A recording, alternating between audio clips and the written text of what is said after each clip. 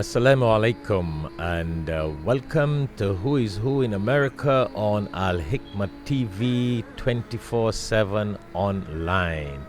On today's program, we're very fortunate to have with us a person with a very unique background, a man that wears many caps, different fields, different walks of life, very interesting background. Hence, we are very fortunate to have him with us on today's show, and he is no less a person than the well-known Dr. Jason Jackson. He is the chairman and chief chaplain of United Nations Chaplains Association. He has a whole list of things behind his name, and that's why we are fortunate to have him with us on the show today so he can share his knowledge, his experience, his background, and probably what motivated him to get involved in all these different professional activities and community services that benefits people locally, nationally, and internationally. Fens, the single largest specialty retailer of residential and office furniture, consumer electronics, home appliances, and household items in Trinidad and Tobago. At Fens, we offer a large selection of high-quality products, honest and reliable service. We are passionate about serving you, and we're proud of the standard of excellence upheld by our knowledgeable staff, friendly delivery teams, and dedicated customer care associates. Visit Fens First, your friendly furniture, appliance, and electronic dealer since 1960. For all of your forwarding and freight shipping needs, we at Trin Forwarding International are committed to product delivery. At Trin Forwarding, we have the much needed experience, professionalism, and due diligence in freight forwarding, shipping, and cargoes. We deliver with timeliness and precision. You can reach out to us at our Caribbean office in Trinidad and Tobago, telephone number 868-624-6250, or our Florida USA office at 305-887-9725. Forbes Finance Council member, U.S. Naval veteran, spiritual leader, and community organizer, Dr. Jason Jackson is a sought-after innovative theorist and transformational guide. Regularly covered by over 150 media outlets such as CNBC, TBN, and the Boston Globe, Dr. Jackson has earned a distinguished reputation as a social and economic pioneer. He is a proud and devoted husband to his wife, Natalie, and father to his children Nalani, Jessica, Joshua, and Noah. Dr. Jackson is internationally known for his position as the founder and chief investment officer of IBS Investment Bank, where he is responsible for oversight of the firm's investment portfolio. He is frequently called on by his peers to serve as an expert speaker in national conferences for the Association of Corporate Growth, Crittenden Real Estate Finance, and Noble Capital Markets. In addition to his business initiatives, Dr. Jackson has established a broad array of community-centric platforms ranging from food salvage to youth risk reduction programs. Through his leadership mobilization organization, Jackson Global Initiative, he serves as an advisor to government, community, and spiritual leaders as well as a diverse group of entrepreneurs. He has served on the board of over 30 diverse companies and committees including the United Nations Chaplains Association, the University of South Florida, and the Broward Sheriff's Office. To learn more, visit www.jacksonglobalinitiative.com. Welcome to the show, Dr. Jason Jackson. Thank you so much for having me, Shaikh Shafayat. I'm excited to be here. Good. Well, I always like to start by asking people a little bit about their background, because you have all this experience in the financial background, IBS International Capital, IBS Real Estate Investment, just to call a few, Camden University and Graduate School of Theology, and a whole long list, UNCA Police and Community Engagement Initiative, all right? So a whole list of things, but interesting enough, we'd love to know a little bit about your background. Our viewers are very worldwide, Dr. Jason. very worldwide, very multi-faith, multicultural. So they would learn a lot from you and they will enjoy listening to what you have to share. So tell us a little bit about your background and what motivated you and how you got about these different areas in life. Well, I think that's a great question. And again, Sheikh, thank you for having me on. And you know what? Everyone has to have their why. In anything that we do, we have to know the why. And I would say my background is a lot of reason why. And Sheikh, as we've gotten to know each other, you know that originally, you know, my family migrated from Trinidad in the early 70s and we made the trek to New York, like most of us did at that time before settling in South Florida in the late 80s. And there was a lot of sacrifice made by my grandparents, who are of Indian descent from India, and to get my aunts, uncles, and mother here. So I just got to cut you, Dr. Jackson, because you know this show is played all over the world and also in the Caribbean and Trinidad, to be specific. What part of Trinidad are we talking about where your grandparents came from? So when the viewers look at this, they may feel, well, here's a man from our hometown. Well, that's right. Well, this is going to be a very little bit of people, but from all the way from deep in the south in Moruga, Trinidad, a little village, a little town, and in Moruga. Well, Dr. Jason, it used to be a little town many years ago, but with the development, I have learned that Moruga is booming. Big houses, a lot of money running down there, and you got to remember, we got a history of Columbus down there, right? That's exactly right. That's exactly right. And you were absolutely right. At the time, it was a little town. You know, my grandfather was a farmer, and with 11 kids, and very humble beginnings. So, but one thing I think that we learned, to your question, is work ethic.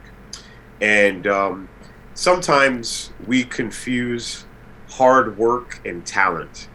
And I've seen hard work outdo talent all of the time. And many of my uncles and aunts, they came to the States working very hard and creating opportunities for others. And so I would tell you that a lot of the reason why I have decided to be very community active is because of that, is because I understand and always remember, you know, where I came from, how I got here, and being here in the United States of America. Although here in America we have our problems like any nation does, but I still believe that we are one of the greatest nations on the planet, and this is the reason why. People from all around the world. I have many followers on my public page, and on over 60,000 from Pakistan, from India, from Nigeria, Ghana, Philippines, 80,000. And so all around the world, there are many people who want to come to America, and there's a good reason for that. So I constantly remember that, number one, my mother's family coming from India, and then number two, my father being African American. I remember that my ancestors lost their name. They came to America over almost 500 years ago, unwillingly, and so all of the blood that rose through my veins, I have a responsibility to not just do for myself, but to help to create the change that I believe we need to see. So those are my main drivers at its core denominator. Wow, that is phenomenal, and that can definitely motivate anybody coming from that sort of background and that experience. And I'm sure looking at your family and your forefathers and the sacrifice they made and the efforts they made, things like that really, really motivate people and give you a strong foundation to just boom in life, as we would say, just grow and continue. Now, I see you have got a list of things that you have achieved, and I mean, as a young person, I'm sure you are still achieving and still initiating in America here. And we're very, very happy to have a person like you from Trinidad in America making waves. You know, as we say, you're making waves in the United States of America. Tell us a little bit about your what motivated you to get into the banking system, and we want to talk about all this theologies and all your police and chaplain relationship. We want to really get into these things because I really admire the things that you do. When I read your bio and I saw the kind of things you did, I was very amazed, really, really amazed. And Dr. Jackson, I'm definitely sure our worldwide viewers will learn a lot from you. We got a lot of people in the East, the Far East, the Middle East that look at our program in addition to the West. So tell us about this IBS, the financial, whether you call it banking system, financial institution. Tell us what motivated you to get into that. Well, IBS Investment Bank. We're going into our 11th year, and I was one of the founders of IBS Investment Bank from the beginning. But after leaving the military, I was in the United States Navy in an F-18 squadron, fighter plane squadron, and when I left, I exited in 2003. I had to find what my career was going to be, and someone asked me, they said, what are you going to do when you get out? And I said, you know what, I'm going to be an investment banker. And at the time, both of us were in the military and none of us had a background. I was 23 or 22. And he said, well, what does an investment banker do? I said, I have no idea. But growing up in New York, especially in the 80s, there was a movie called Wall Street in the 80s, and so being in New York, that was something. Being in the financial industry was kind of the pinnacle of a career, if you could imagine one at the time. And so that's all I knew. And in other words, I really didn't have a clue. But if I would say through inspiration, those words came out of my mouth. And so I returned to Florida in 2004, and it just so happened that my first job was in depository banking. I worked at a relatively small regional bank locally. And over the course of my time as an employee, I worked for many of the larger banks and through wealth management, through corporate finance, and I found that it was something that resonated well with me. I was promoted very rapidly, and there came a point shortly after the economic collapse here in America in 2008 that I saw an opportunity for what we call in business industry disruption. I saw an opportunity, disruption being a positive thing in that regard, but I saw an opportunity to disrupt the financial industry by offering solutions that otherwise were not offered at that time to help businesses that were hurting very badly get out of the circumstances that they were in. And so we started our company back then in 2011, and so that was the driver. And since then, we've gone on to be one of the most revered lenders in the space. We lend on larger transactions nowadays for corporate and commercial real estate. We also buy companies, lower middle market companies, and so that's what we do today. But listen, Sheikh, this, at the end of the day, small business in America is the driver of the American family, because small businesses employ over 90% of Americans.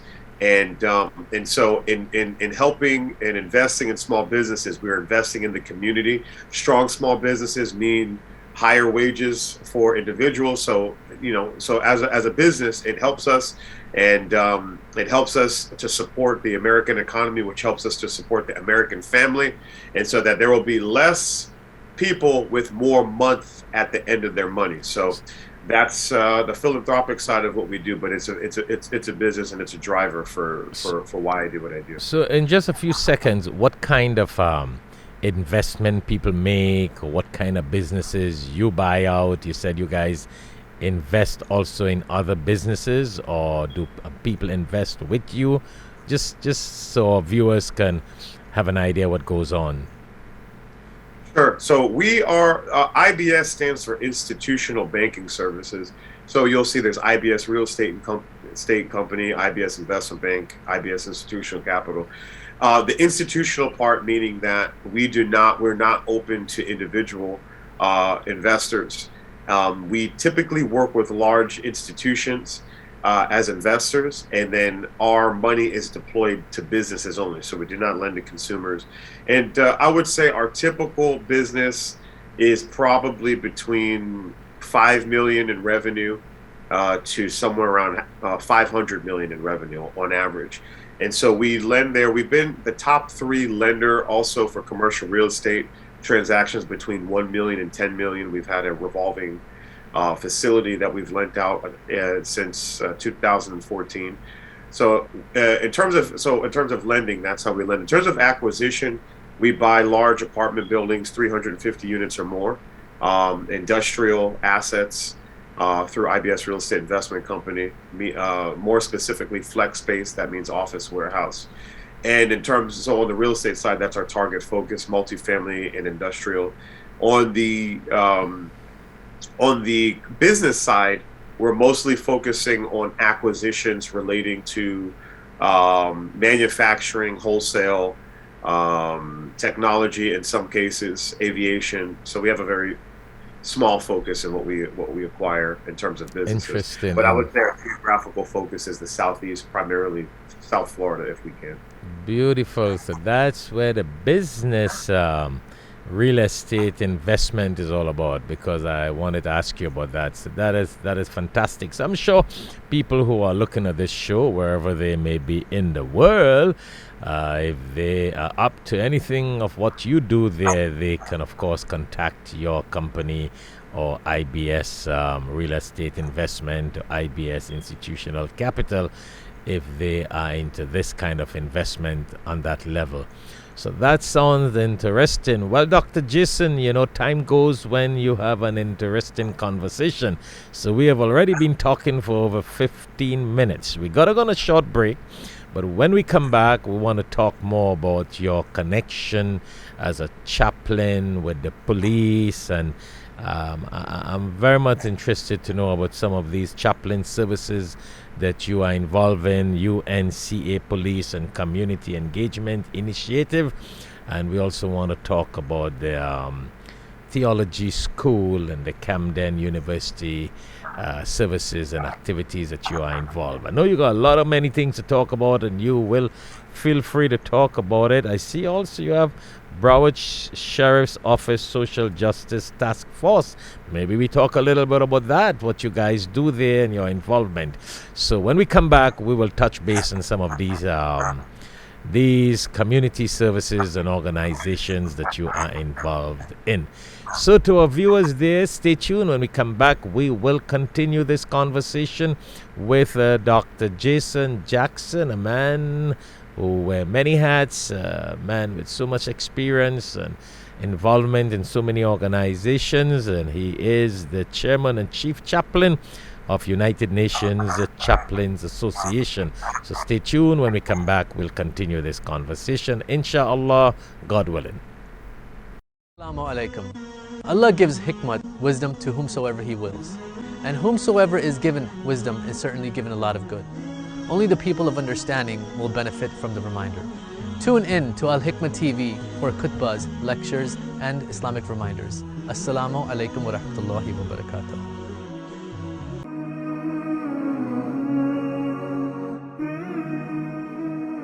In the Quran, in chapter 5, verse 67, Allah tells the Prophet sallallahu alaihi wasallam, Bismillahir Rahmanir Rahim, Ya ayyuhar Rasul, balligh ma unzila ilayka min rabbik, wa illam taf'al, fama balagta risalatahu. Very deep.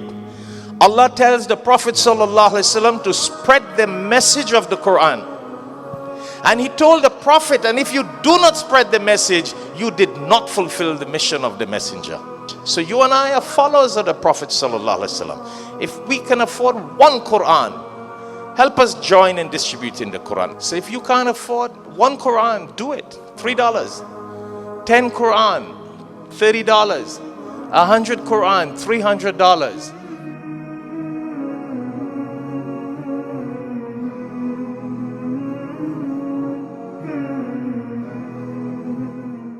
Assalamu alaikum and welcome back to Who is Who in America on Alhikmat TV 24/7 online. Once more, it is a pleasure to have with us on today's show Dr. Jason Jackson, who is the chairman and chief chaplain of the United Nations Chaplains Association.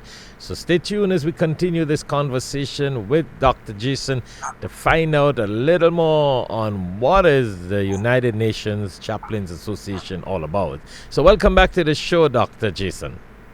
Thank you for having me again, Sheikh. It's a real pleasure. And I feel very much I elated and to be talking to somebody like you with your experience. I mean, it's motivating to me. It's motivating to me, definitely motivating to me. So tell us a little bit about, well, maybe let's talk a little bit about the Broward Sheriff's Office Social Justice Task. What is this all about that you are involved with?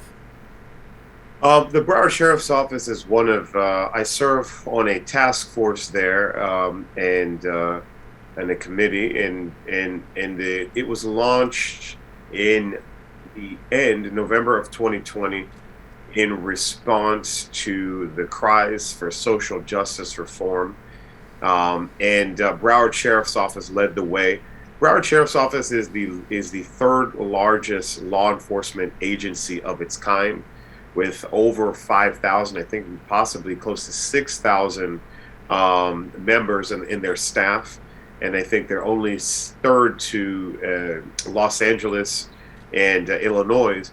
So they're very progressive they need to be progressive in a dynamic area like South Florida, where you have a diverse group of social economic cultures and the like. So they launched a social justice task force as a means of inviting community leaders who have cultural competency in helping guide some of the policies that they are creating, as well as reviewing some of the questions that the community has. So one of the functions of the Social Justice Task Force is that we, if there's an area of concern that the community has, they can approach a Social Justice Task Force member like myself, and then we can reach out to the captain that leads the committee, and then we can ask for additional information regarding that concern, and then provide that information back to the community, so that there is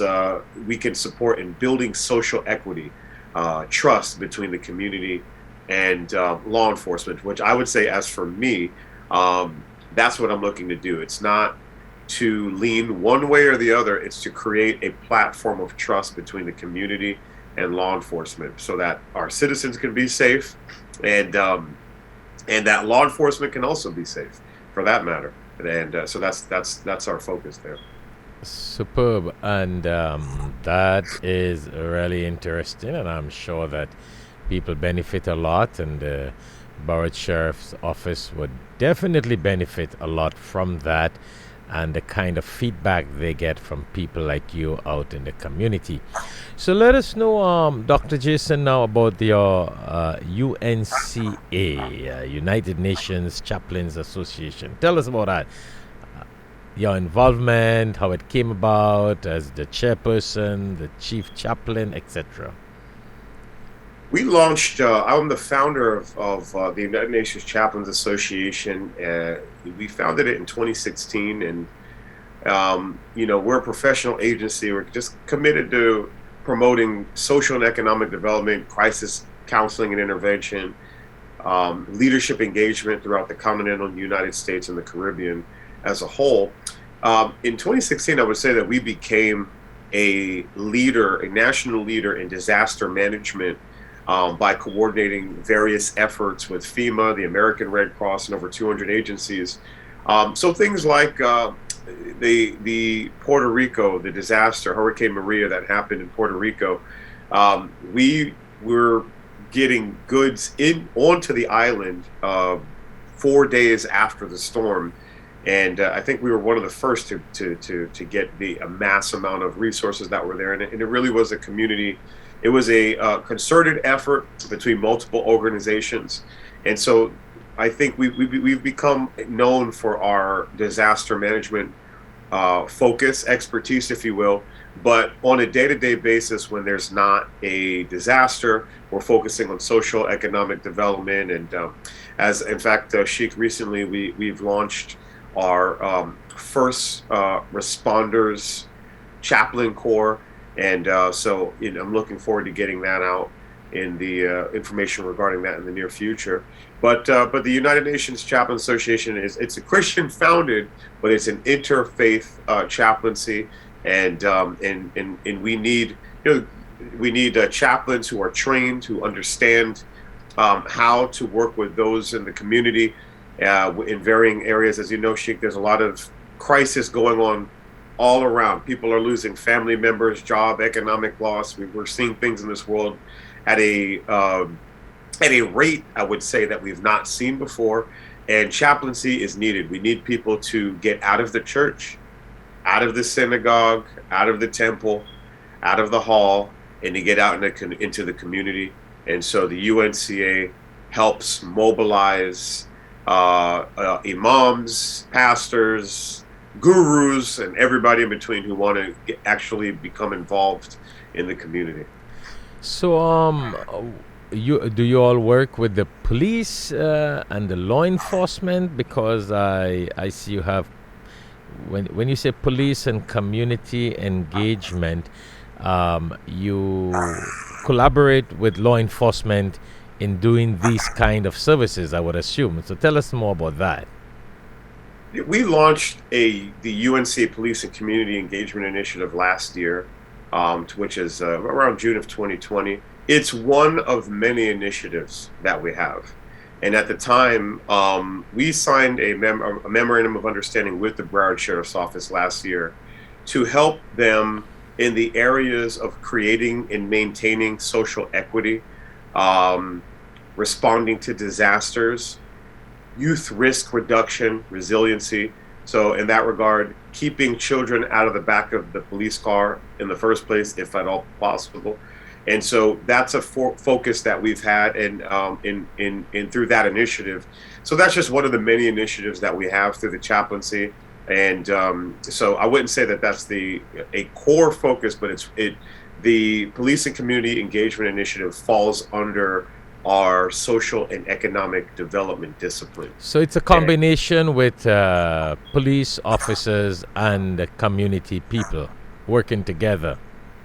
That is correct. So law enforcement throughout the southeastern United States, South Carolina, North Carolina, not just here in South Florida, and it's bridging the gaps between community leaders and law enforcement, and creating solutions by partnering them together to solve challenges in the community at the community level.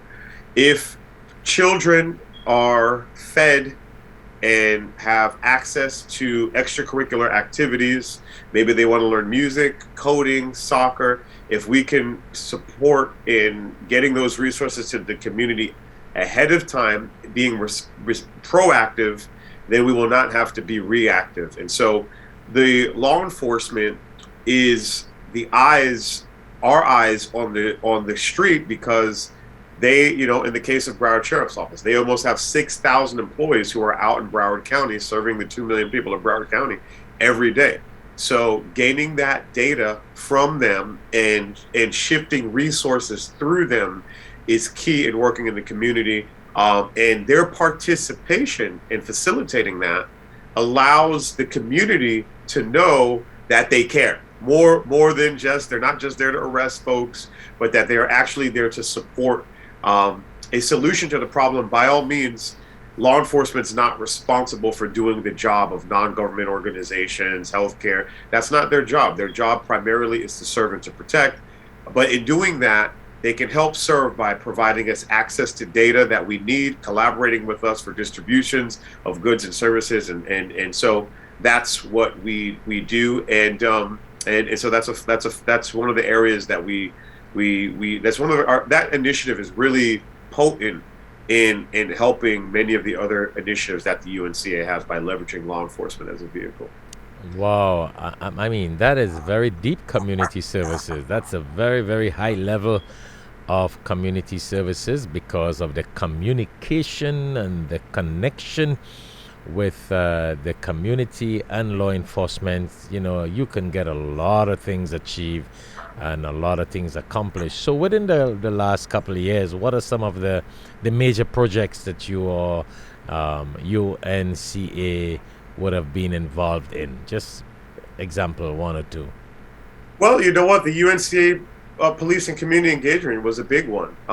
At the time that there was the sudden death of George Floyd, which was one of many, but this particular death by the hands of a police officer sparked an outrage unlike we'd seen in a very long time.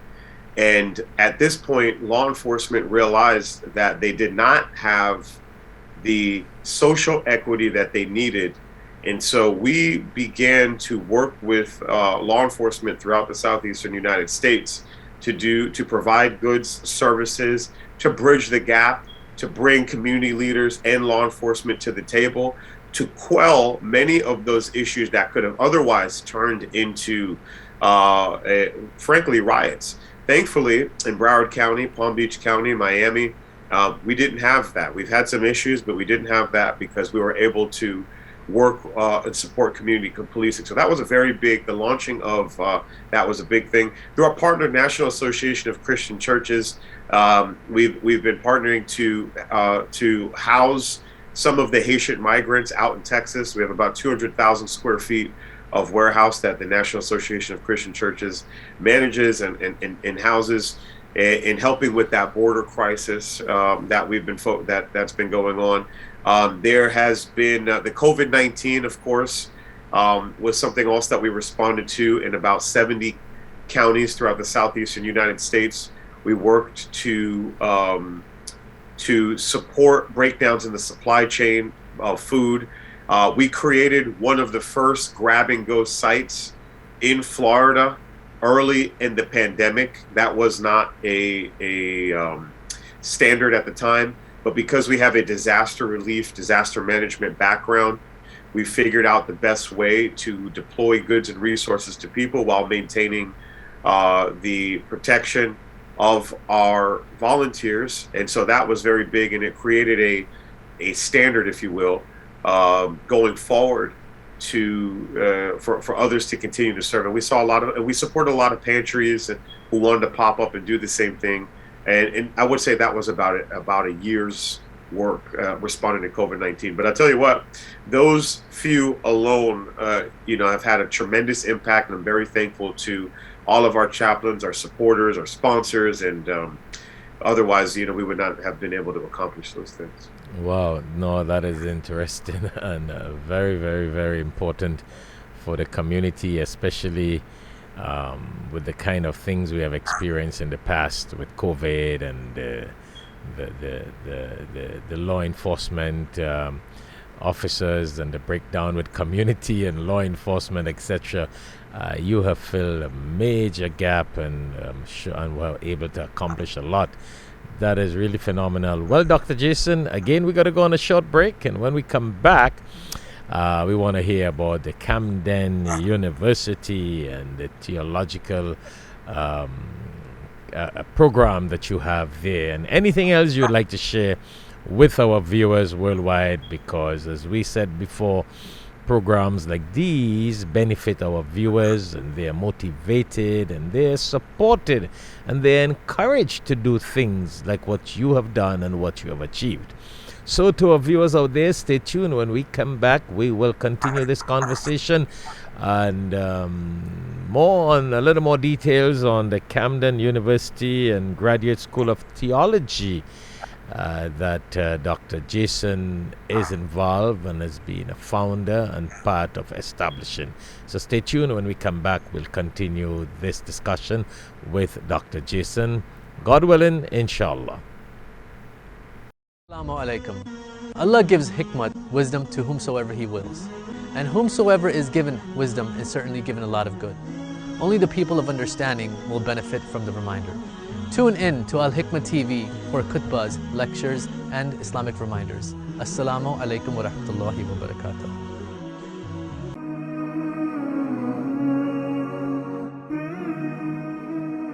In the Quran, in chapter 5, verse 67, Allah tells the Prophet sallallahu alaihi wasallam, Bismillahir Rahmanir Rahim, Ya ayyuhar Rasul, balligh ma unzila ilayka min rabbik, wa illam taf'al, fama balagta risalatahu. Very deep. Allah tells the Prophet sallallahu alaihi wasallam to spread the message of the Quran. And He told the Prophet, and if you do not spread the message, you did not fulfill the mission of the messenger. So you and I are followers of the Prophet sallallahu alaihi wasallam. If we can afford one Quran, help us join in distributing the Quran. So if you can't afford one Quran, do it. $3. 10 Quran, $30.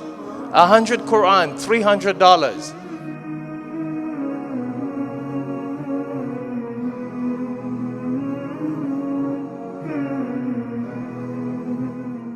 Assalamu alaikum and welcome to Alhikmat TV 24/7 online.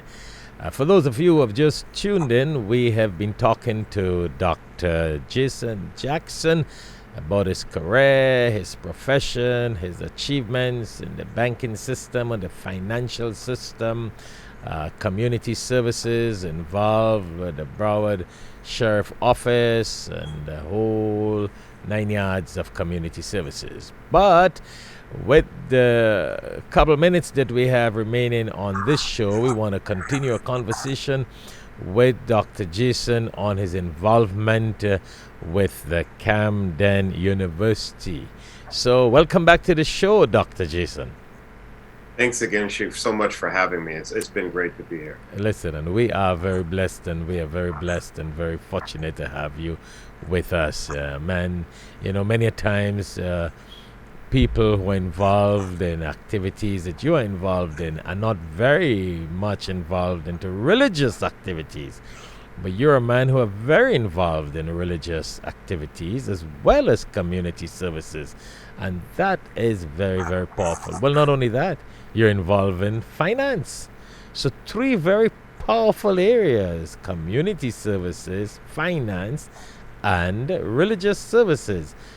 Those are some of the you know what we call, those are some of the areas that really can drain blood out of a man. And I can imagine what it takes from you to be involved in all these different areas. But anyhow, God bless. You were chosen. You know, many are called and few are chosen. So you are chosen by God to do these kind of community services and to serve the people, So tell us about the Camden University, how it came about, your involvement, what you guys do there, etc. Camden University and Graduate School of Theology, we founded back in 2016, Dr. Verna Bug and myself. And the intention was, initially for Camden, was that we wanted to make sure that those that were a part of our congregation, because amongst other things, I'm a pastor, that they actually were able to access educations in the form of certificates or certifications that could quantify their efforts that they put in ministry.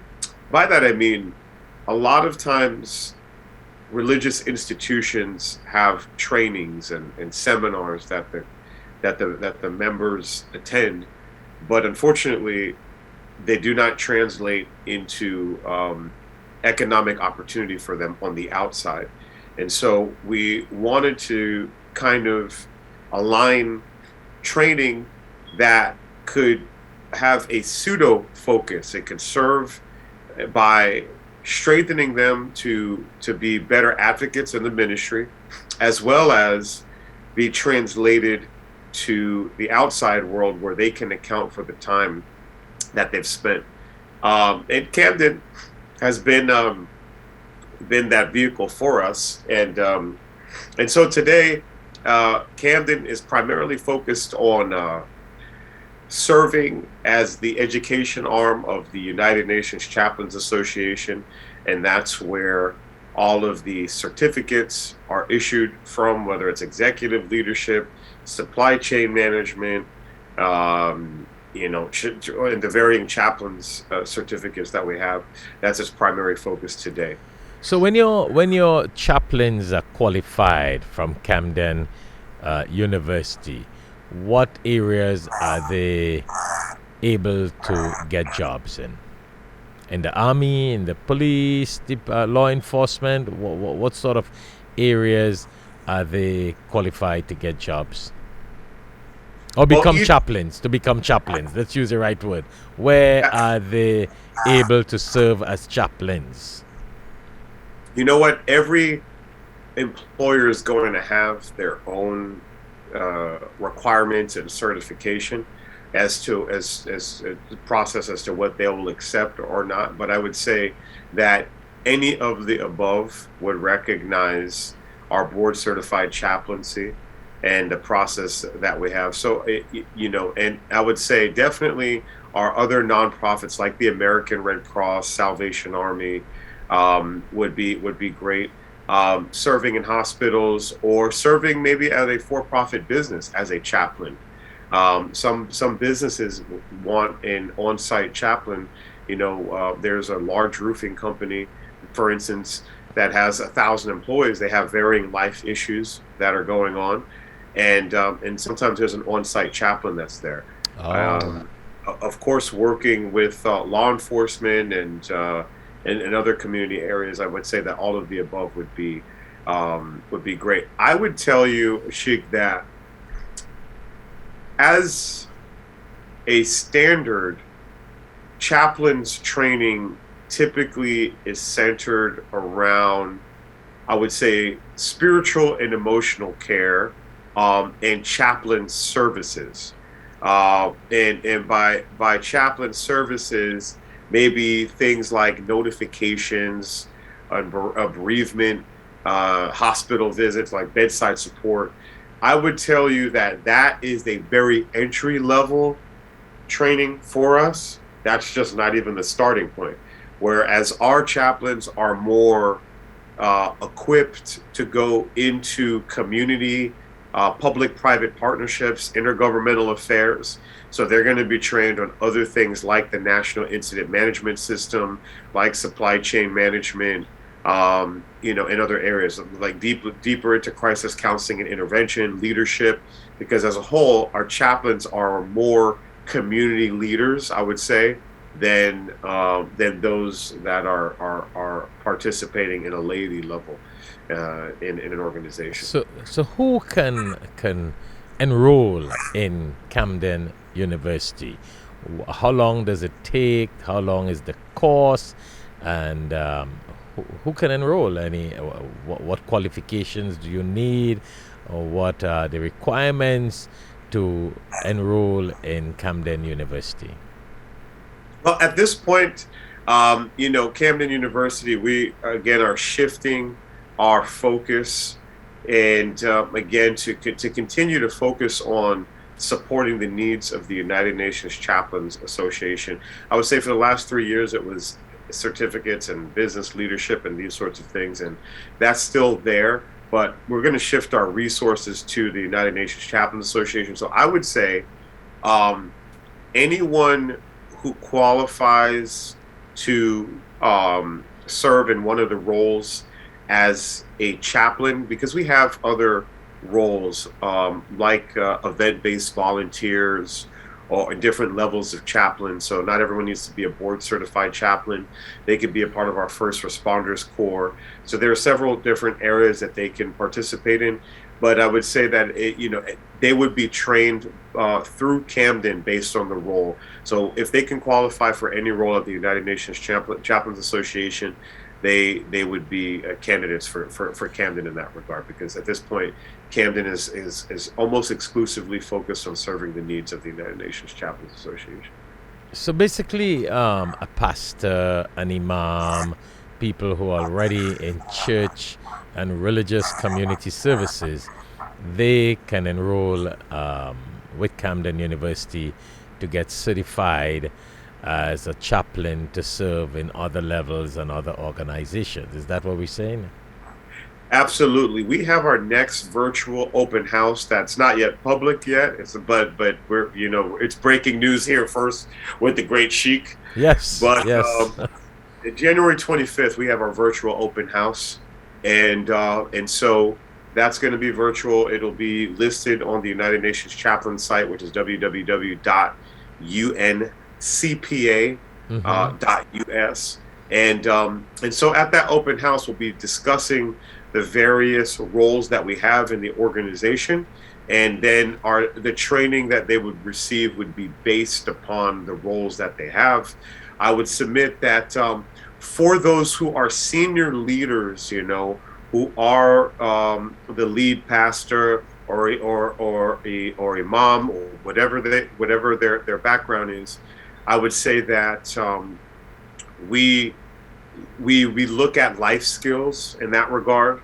What they've done in the community, how involved are they, and so we transfer over quite a few life skills credits, and then of course anything else if they've had an educational background in any form or function, we take those into consideration, and then we supplement what they need from that regard. So we at Camden now are as we focus on the roles of the United Nations Chaplains Association, we are not looking to just enroll people in school, Sheikh, and I think that you can embrace this, that we don't just want to have a bunch of educated people, right? I mean, I don't want to just have people going through the board certified chaplaincy and all the other certifications that we have and then not do anything with it.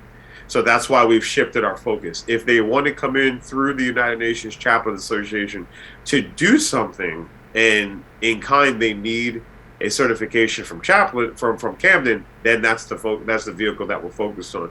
We want to support the doers. We want to credential the doers, and I think that we're pretty lenient in doing that. And look, listen, I'll close with this, that the best and the brightest did not graduate from college. Elon Musk, the founder of Tesla, Jeff Bezos, they did not graduate college. So I say that to say many of the people who have degrees work for people who do not have degrees. I say that as a founder of a school. I love that. And being an entrepreneur myself, I recognize that some of the most impactful and potent people on the planet do not hold degrees, and once we assess their capabilities, they should be credentialed accordingly. And for the faith community, the interfaith community at large, we want to do that. That is fantastic. So therefore, my next question was going to be a period of time, but then the answer that you just gave there, I was going to ask you, as we said, who can enroll and how long does it take?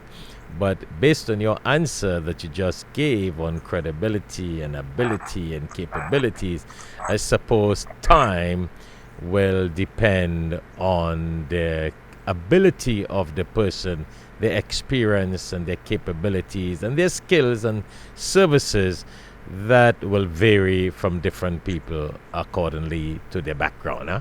Absolutely. I prefer life skills based. There's so many times where we have people who are marvelous test takers. Mm-hmm. I'm not one of those people. But if you put me in a situation where there is a very complex problem and lock me in a room, whether it's a minute or an hour or a week, I'm coming out with an answer. And that's not because of what I've learned in school. It's because of critical thinking. And so, it's life skills based, and some, will transfer over chaplaincy. Some, it may be a couple classes. Some, it may, 2 or 3. Some, it may just be a written assessment, just, regarding a certain matter. And so that we remain fluid in that. And that's exactly why Camden's focusing on the United Nations Chaplains Association. There's more than enough work to do that there than just selling. If for me, it's not a money thing so much as it is a purpose.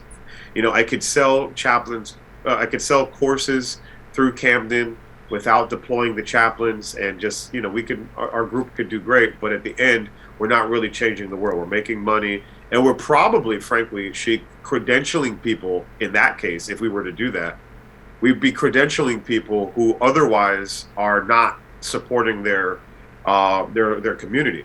I don't want to do that. There's enough online chaplains, 2-minute, pay a couple dollars, places that they can go and do that at. I'll leave that to them, and I'll focus on credentialing those who have a history of being active in their community, whether they're senior leaders or junior leaders in their community, and that's our focus for Camden. Wow, that is beautifully said, and most practical and most ideal, and I support that sort of mission, and you have my full support in that, and that's why we wanted to have someone like you on this show, on this program, to share your experience, your knowledge with everyone else. Well, we have almost crossed the time, I think. We just gotta, so you share with us in a couple seconds before we conclude the show, Dr. Jason, what would you like to tell our audience? As I said before, we got people from all over the world that gives us feedback on these interviews. They benefit so much. So what would you like to say to our viewers worldwide? First, I thank God. Second, I thank you, Sheikh, so much for inviting me, for having me, for being a wonderful host and a consummate gentleman.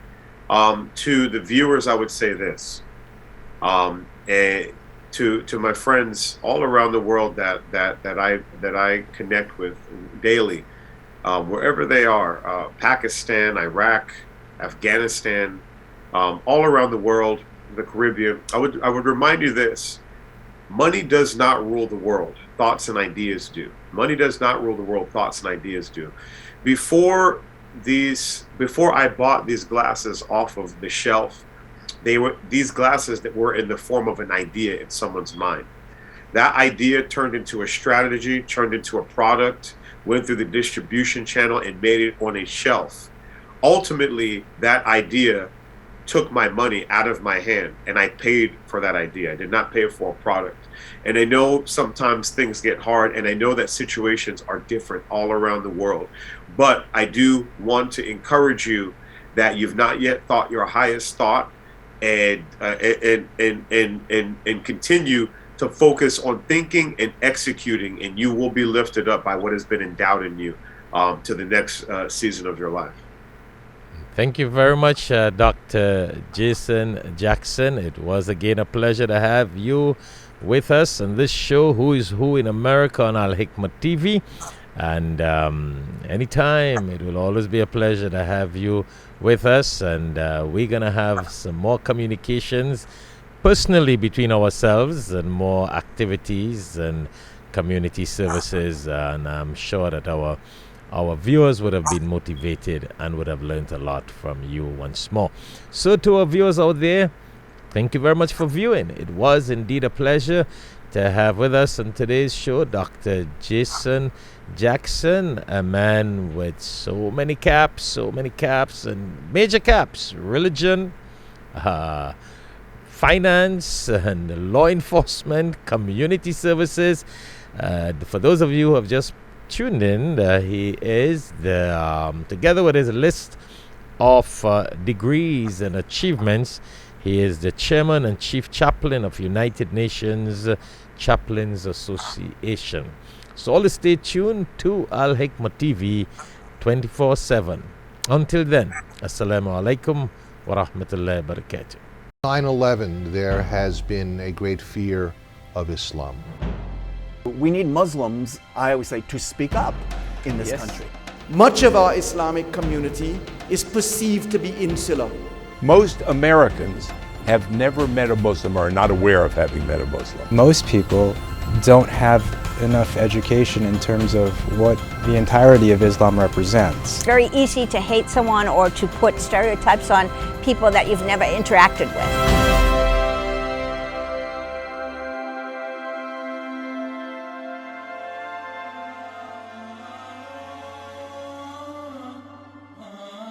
But do you think if Muslims were more integrated in society, in America, in the United States of America, then there would have been less anti-Muslim scenario?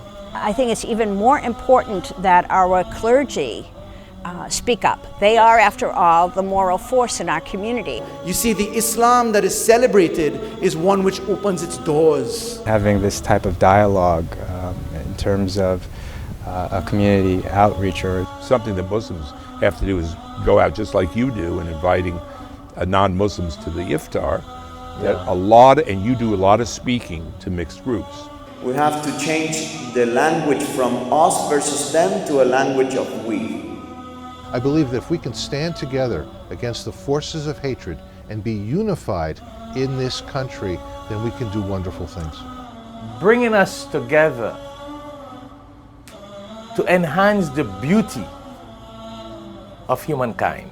I think religion can be such a powerful force for unity. Of course. We've made it into this powerful force for disunity. Keep trying to understand each other and care for each other and keep building a world community, because I believe that's what God wants for us all. And I'm in their mosques and they're in my temple, and it's been a phenomenal experience. I've had a very warm and welcoming experience from all the brothers and sisters in the community. That every human being is either your brother in faith or brother in humanity. In Arabic, the word is lita'arafu, so that you will learn to understand one another. And this is the truth of what it should be. You see, this is why I am so pleased to come here today, to support the work of Al-Hikmat. The kind of intolerance and the violence that we see across the globe is rooted in ignorance, which we can overcome by teaching. Yes. Also rooted in fear, which we can overcome by experiencing, where we can actually live in each other's presence. You know, it's rooted in this myopic kind of my way only, rather than this understanding that maybe all of us have more in common, and at the core of who we are is this truly global family that we belong to. I'd like to say what a joy and pleasure it is to have Shaikh Shafayat as my friend, as my teacher, as my co-worker in the vineyard of Allah, God, where we work together to make this world a better place, to do God's work, to do the work which we are commanded to do as human beings. Royal Bengal Trading, importer, exporter, wholesaler of Bangladeshi Indo-Pak groceries and spices. We specialize in various authentic Indian masalas, juices, flours, rices, and spices. We offer exclusive brands as Ocean Pearl, Shan, National, Tilda, Himani, and many, many more. We're located at 36B Coroni Savannah Road, Charlieville, Chaguanas, Trinidad and Tobago. You can call us at 473-4676 or call 476-3117. Email us at wahabdk@gmail.com.